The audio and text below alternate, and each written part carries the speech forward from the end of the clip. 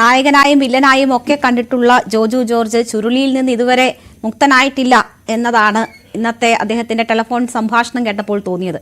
Ashwanth coke ഇവിടെ ഇപ്പോൾ പൈസ തന്ന് ഇങ്ങനെ ഒരു റിവ്യൂ വേണം എന്ന് പറഞ്ഞ് സിനിമാ പ്രവർത്തകർ താങ്കളെ സമീപിച്ചിട്ടുണ്ടോ ആരെങ്കിലും?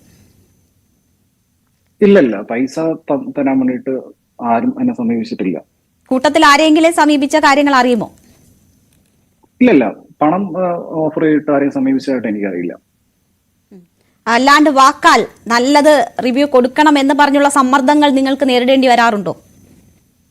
ഇല്ല, ഒരു ഘട്ടം കഴിഞ്ഞപ്പോഴേ അവർക്ക് തന്നെ മനസ്സിലായി പരിപാടി നടക്കൂല, നമ്മൾ ഇൻഡിവിജ്വലി നമ്മുടെ ഫ്രീഡം യൂസ് ചെയ്തുകൊണ്ട് ഇത് പറയുന്ന ആളുകളാണെന്ന് മനസ്സിലായപ്പോഴും ഇപ്പോഴും കുറവാണ്. പക്ഷെ എന്നാലും താരതമ്യേന ചില ആളുകൾക്ക് പെട്ടെന്ന് വളരെ സെൻസിറ്റീവ് ആയിട്ടുള്ള തീരെ സെൻസിബിലിറ്റി ഇല്ലാത്ത ആളുകൾ പെട്ടെന്ന് ഹൈ ആവും.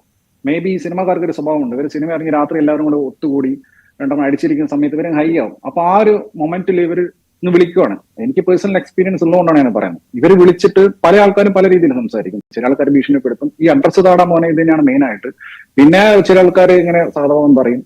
ഇങ്ങനെ പല തരത്തിലുള്ള സമീപനം ഉണ്ടാവാറുണ്ട്. പക്ഷെ ഒരു ഘട്ടം കഴിഞ്ഞു കഴിഞ്ഞാൽ ഇത് കൺട്രോൾ ചെയ്യാൻ പറ്റില്ല. പിന്നെ മാറിയ സിനിമാ സാഹചര്യത്തിൽ ഇതൊന്നും കൺട്രോൾ ചെയ്യുക എന്നുള്ളത് പോസിബിൾ ആയിട്ടുള്ള കാര്യമില്ല.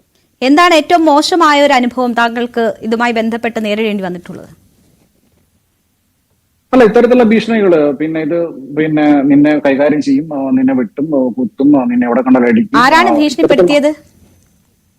എന്നെ ഭീഷണിപ്പെടുത്തുക അത് ഞാനിപ്പോ ഡിസ്ക്ലോസ് ചെയ്യാൻ വേണ്ടി ആഗ്രഹിക്കുന്നില്ല. അതെന്റെ പേഴ്സണൽ ആയിട്ടുള്ള കാര്യമില്ലേ, അത് ഞാൻ ഡീൽ ചെയ്തോളൂ. ശരി.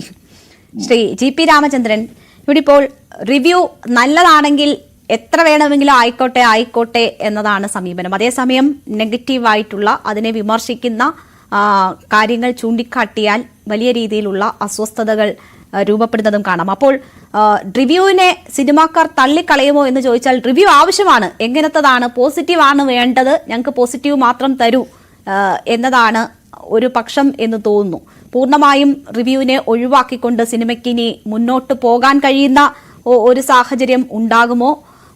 എങ്ങനെയാണ് ഇതിനൊരു നിർദ്ദേശം നമുക്ക് മുന്നോട്ട് വെക്കാൻ കഴിയുക? സിനിമാ പ്രവർത്തകർ ഇതിനെ നേരിടുന്നതുമായി ബന്ധപ്പെട്ടായാലും ഇപ്പോൾ കോടതി ഈ വിഷയങ്ങൾ പരിശോധിച്ച് അസാധാരണമായ വിധത്തിലുള്ള ഇടപെടലുകൾക്കെതിരെ നിയമ നടപടി എടുക്കാനുള്ള ഒരു സാഹചര്യം ഒരുങ്ങിയിട്ടുള്ളതൊക്കെ നമ്മൾ കണ്ടിട്ടുണ്ട്.